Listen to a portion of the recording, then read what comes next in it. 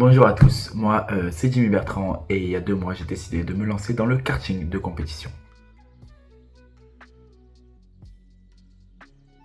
Donc dans cette vidéo on va un peu retracer du coup mes 2 mois pour atteindre le sommet qui n'est pas du tout été atteint parce que c'est juste mes débuts, mais on va essayer de repositionner ça, que vous voyez un peu mon expérience, que vous pouvez vous imaginer dedans, et parce que ça a été, il y a eu des galères, il y a eu des beaux trucs, donc je vais vous partager ça.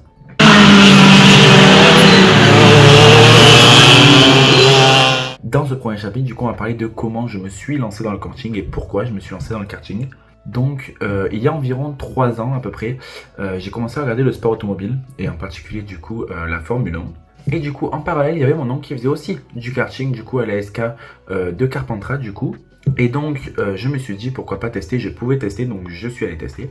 Et donc je me suis dit pourquoi moi j'aurais pas ma chance pour plus tard, pourquoi pas devenir un bon pilote. Donc je me suis aussi lancé au karting du coup de Carpentras dans le club de l'ASK. Et donc le 28 avril 2025, j'ai décidé de tester le karting.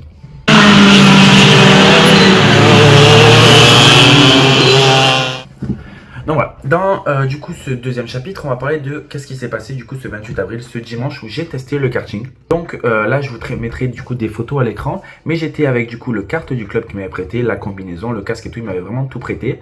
J'avais pris la licence à la journée et du coup j'ai pu tester le karting. Et là c'est là où on retombe de haut, ce jour-là je n'ai pas forcément apprécié faire du karting. Je devais encore du coup repérer la piste parce que je connaissais pas du tout les virages, je connaissais rien du circuit. Je roulais pas très vite, donc pour ceux qui peuvent s'identifier, donc je roulais en 51,7 pour mon meilleur temps du coup ce dimanche-là. Et du coup je roulais dans la catégorie loisirs, la plus basse catégorie du coup qu'il y avait disponible du coup ce dimanche. Et ben j'avais peur. J'avais beaucoup d'appréhension, je me faisais dépasser de tous les côtés, donc ça fait quand même une sensation impressionnante. Au-delà de ça, j'ai quand même apprécié le fait de la vitesse, tout ça. Mais c'était pas mon meilleur week-end. Et du coup là, ce dimanche 28 avril 2025, je suis rentré chez moi.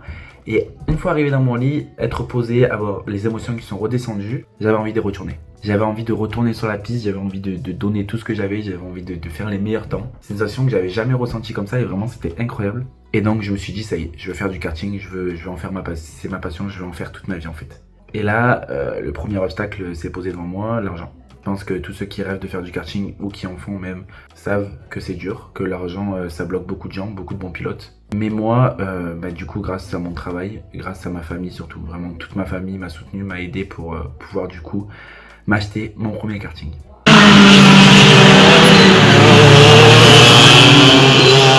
Et donc là du coup on passe au chapitre 3, donc du coup dans ce chapitre je vais parler du coup de mon premier roulage avec mon propre kart. Du coup j'ai acheté le kart à mon oncle, donc un X30 avec un châssis OTK M7 du coup qui s'appelle. Et lui du coup a décidé de partir sur un moteur X30. Pour ceux qui veulent savoir, du coup le moteur OTAC c'est plus un moteur d'Aprilia, que le moteur X30 c'est vraiment un moteur de karting. Du coup, premier roulage, je suis content avec mon kart et tout, le samedi se passe bien. Je mets du coup en même temps des petits extraits de quand je roulais, du coup j'avais mis la GoPro cette fois-ci. Je l'ai pas mis tout le temps parce que j'avais de la mauvaise qualité. J'ai du mal à la régler, donc je vais essayer de la poser sur mon kart. Et à premier roulage, je crois que c'était le 13 septembre il me semble, j'ai directement mon premier accident. Sur la vidéo, on voit bien que du coup j'essaye de suivre mon oncle. Mais j'ai super mal géré, j'avais les pneus froids. Je savais pas encore exactement comment fonctionnait mon kart, c'était mon premier roulage, j'ai voulu trop donner et donc vous verrez sur la vidéo que du coup j'ai freiné et j'ai freiné trop fort parce que je me suis fait peur et j'ai tourné. Malheureusement j'ai spin, c'était au bout de la ligne droite, il y a quelqu'un derrière moi du coup avec un carte rouge qui est arrivé du coup à 100 km/h, elle a rien pu faire pour m'éviter et du coup on a tapé l'avant tous les deux. Parce que sinon vous allez voir sur la vidéo et je me suis retrouvé dans le bac à gravier.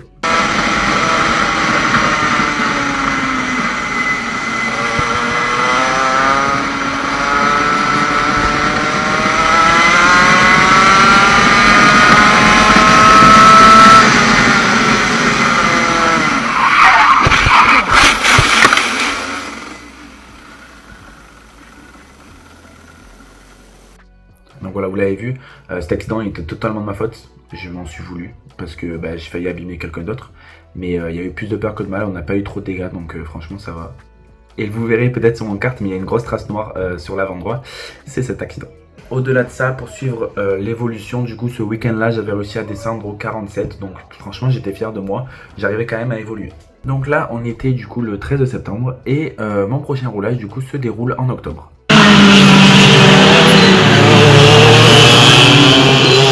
Donc le 12 octobre, là c'était un week-end plus simple. J'ai eu quelques petits décrochages parce que je me donnais un peu trop, parce que j'ai du mal à gérer mes freins.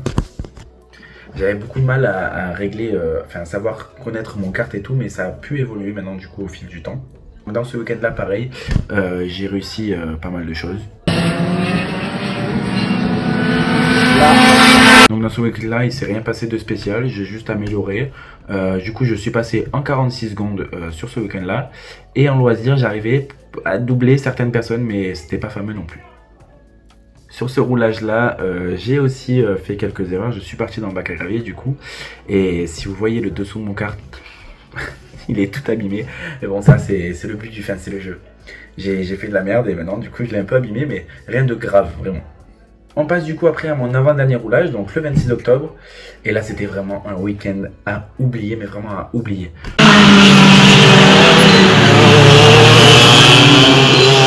Le samedi, je décide de plus rouler en Vega vert. Donc en karting, vous avez quelques on va dire, références de pneus. Vous avez Mojo, Vega, Lecomte, Dunlop et il y en a un autre. Je ne me rappelle plus. Du coup là, on a ces pneus et faut savoir que du coup le Vega vert, c'est celui qui est le plus utilisé. C'est un pneu plutôt tendre. Ce week-end là, je décide de mettre des durs. Je mets des Mojo rouges. Mais je n'avais pas du tout l'expérience, ni le talent, ni...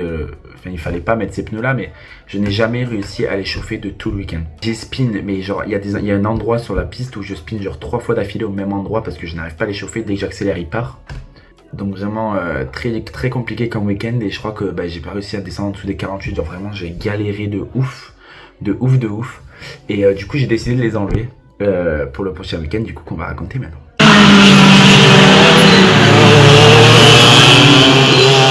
Et le prochain week-end qui nous amène à nous, c'est celui du week-end dernier du coup que j'ai fait. Et c'était un week-end complètement fou.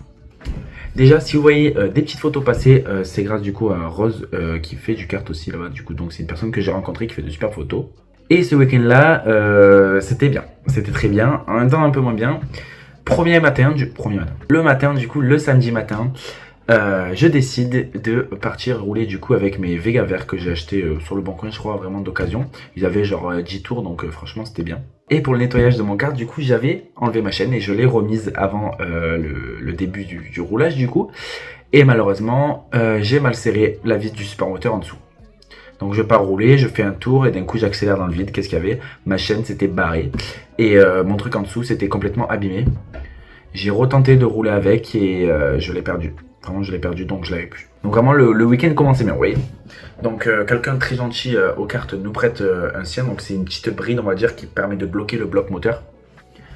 Et donc là, je pars faire mes roulages, ça se déroule bien. Je fais du 45, 44. Je crois que j'ai réussi à faire 44,9 en meilleur. 45 même.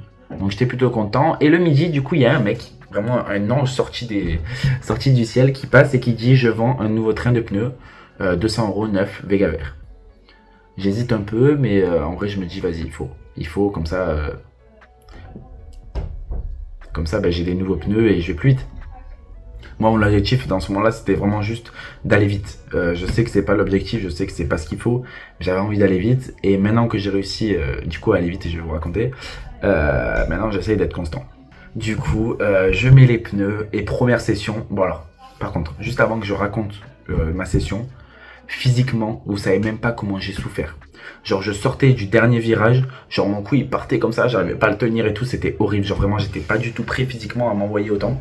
Mais j'ai kiffé parce que ce jour-là j'avais enchaîné genre loisir et rotax tout le temps. C'est-à-dire je faisais genre toutes les 20 minutes je roulais. Et vraiment mon corps il a pas suivi, j'avais mal de partout. Mais du coup sur ce roulage je me mets à Valérotax du coup avec les meilleurs. Parce que il fallait pour laisser plus de place aux loisirs qui voulaient plus s'amuser. Moi je voulais aller vite. Et j'ai roulé un peu plus dans les temps on va dire des mecs qui roulaient en rotax. Donc je pars, je chauffe mes pneus et tout. Et je finis par suivre un mec. Et je suis un mec et je me la donne, je vais à fond. Et genre je passe la ligne d'arrivée et je fais un 42,9. Alors écoutez-moi, j'avais pas fait mieux de 44,6, 44,7. Là je passe la ligne 42,9. Je vous dis pas comme j'étais trop content. Mais du coup, c'était 42,9 une fois. J'ai pas réussi à être constant vraiment dans le 42,9. Ça, c'est dommage parce que du coup, ça veut rien dire en vrai. Mais j'arrivais à être constant du coup avec des bons pneus et du coup, moi qui m'améliorais forcément, à être constant dans le 43,6, 43,7. Donc franchement, j'étais beaucoup content de moi. Donc voilà, là vous avez eu l'expérience du coup de mes 2 mois pour apprendre.